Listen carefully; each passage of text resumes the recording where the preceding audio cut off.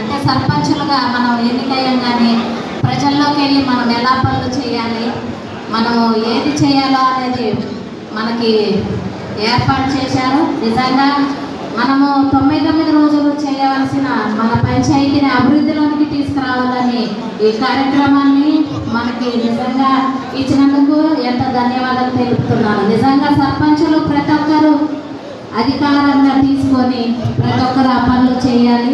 మన పంచాయతీని ఆదర్శ పంచాయతీగా తీర్చిదిద్దాలనే ఆలోచనతో ఈ కార్యక్రమాన్ని ఏర్పాటు చేశారని నేను కోరుకుంటున్నాను. ప్రజాపాలన ప్రగతి ప్రణాళికలో ప్రతి ఒక్క సమస్యను మేము ఆ పనులు చేయాలని వెళ్ళినప్పుడు ప్రతి ఒక్కటి సమస్యగానే ఉంది సార్.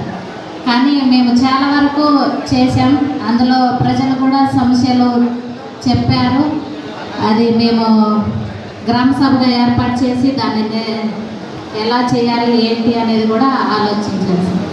అదేవిధంగా ప్రతి ఒక్క సమస్యను కూడా ప్రజలు సర్పంచుల యొద్దకు తీసుకొస్తారు. అదేవిధంగా మనం కూడా బాధ్యతగా పనిచేస్తూ అధికారుల యొద్దకు తీసుకెళ్లాలని కోరుకుంటున్నాను. అంత మాత్రమే కాక మా పంచాయతీలో సార్ నిజంగా మాకు ముందుగా వచ్చిన ఇందిరమ్మ ఇల్లు 69 ఇల్లు వచ్చేసారు. చాలా వరకు కంప్లీట్ అయ్యాయి.